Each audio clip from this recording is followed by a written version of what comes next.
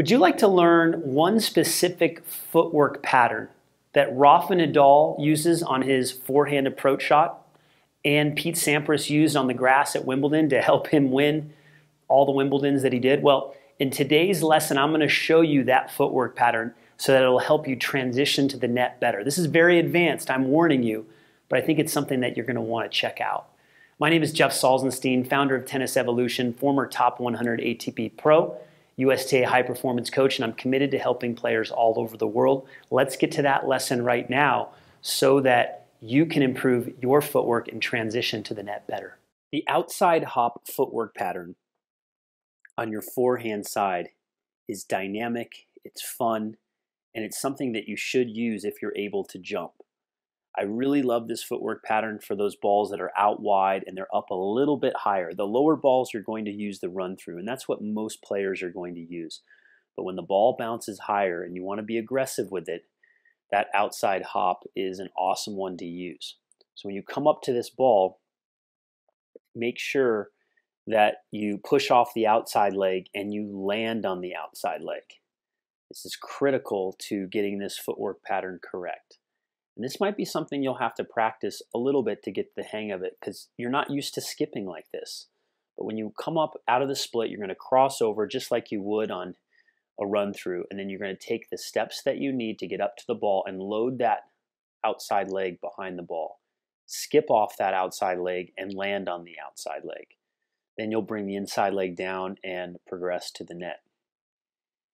A few other things that I want to point out is that when you're approaching the ball, you really want to work to get that leg underneath the ball or close to the ball, because if you have to reach for it, you're going to have to jump too far forward and you'll be off balance. So you really have to have precise footwork getting up to the ball.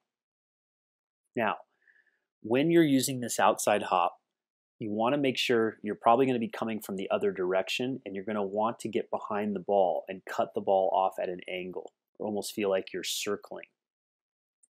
So when you hop, that front foot will also be in front of the body. See how it's in front there? It's not kicking back. A lot of people kick that leg back.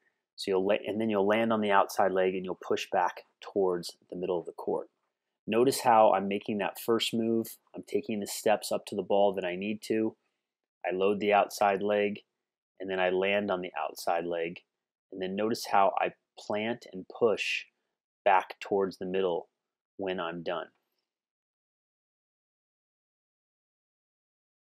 Pretty amazing, right? When you understand how movement works, when you understand what happens with what I call the outside hop footwork pattern to transition to the net, you can elevate your game. It starts with awareness, it starts with getting the right information, and then getting out on the court and implementing. So if you enjoyed this lesson, give us a thumbs up.